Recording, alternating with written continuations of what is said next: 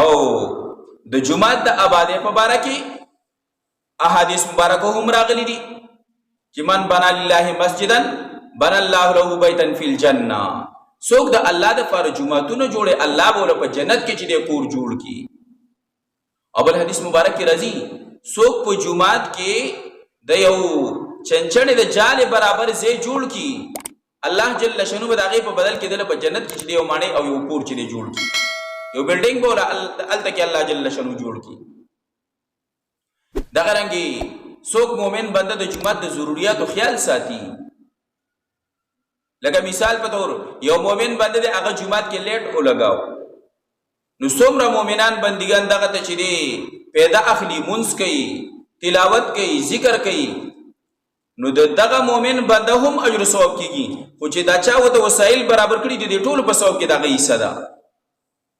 او بیره به کې دام راځي لکه اوس مثال په تور یو کس په جمعات کې پکې لګولې دي اوس پکې ضرورت خو په وړي کې په ګرمه کې پیخيږي په جمع کې خود دې ضرورت نه پیخيږي. او بعض علما ذکر کوي د دې لاندې چې یو کس پکې ولګاو نو په وړي کې خود یو مؤمن بنده ولر دې مونږ کې ذکر کوي تلاوت کوي او د چې د سکون او آرام دی نو د په دې عبادت کې دغه سہولت ورکون کې چې د حصہ خوشتا خو کو په جبه کې چې کله د دې پکې ضرورت نشته دی او بیا هم دغه عبادت ټیم راشي نو ته خو د سہولت چې د هغه مهیا کړی دی خو د عذر د وجې نه اوس چې د هغه ضرورت نشته دی نو باقاعده په جبه کې هم دغه اجر ثواب چې د عمل نامه کې لیکل کیږي دا سہولت ورکړی دی او دغه رنګ رڼا هم ده. نو جمعات چې دغه خیال ساتل سو خیال ساتي الله جل شانو دغه خیال ساتي. او څنګه ذکر شو انتور پاجدا دی اوچت کړي شي نو چې څوک جمعتونه اوچتای د آبادی په لحاظ سره د خیال ساتلو په لحاظ سره الله جل شانو دغه خلق چې دی اوچتي د قومونه چې دی اوچتای.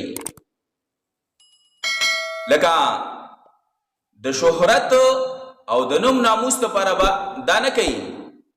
نور د جمعات په مزین کېدو چې د بعض کسانو یره مړه ساده او جمعات مزین کېدل او خپل کېدل چې دا مکروه دي غالي دي مناسب نه چې د نوم ناموس لپاره نه او د جمعات د حفاظت او د ثواب په نیت باندې نو مزین کېدو کې به چې د سبب مانعت نشته دي.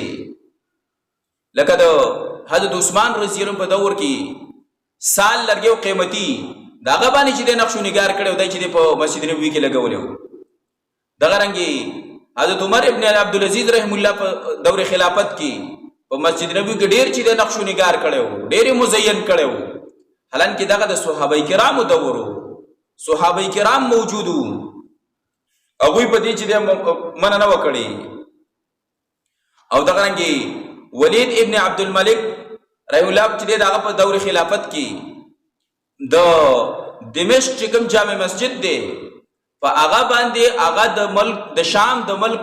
پوره د یو کال د آمدنی چې د ملک د شام چې څومره د یو کال آمدنی و داغه نه زیاته پیسې چې دغه په دمشق په جامع مسجد لګولې و دومره چې هغه خرچ مزین کړي و. نو بیا امام ابو حنیفه رحم الله فرمایي ک د یو سړی نیت د دې چې د شهرت او مشهورتیا او دانی د الله د رضا لپاره په دین لګي چې دا د الله کور دی دلته مؤمنان بندګان د عبادت کوي چې دا څومره مزینی څومره خولي هغه مر په کې منځګزار ته سہولت دیری عبادت گزار ته به سہولت دیری د الله کور دی الله کول دی د الله کور کول دی دا به کول ښکاری په دینیت باندې کوي نو دا به قاعده چې اجر ثواب په دې باندې ملاويږي. او چې دنوم ناموس ته پاره چې خلک زما چې صفاتو کې شهرت مې وشي دې د پاره نه کداغي نبی ممانعات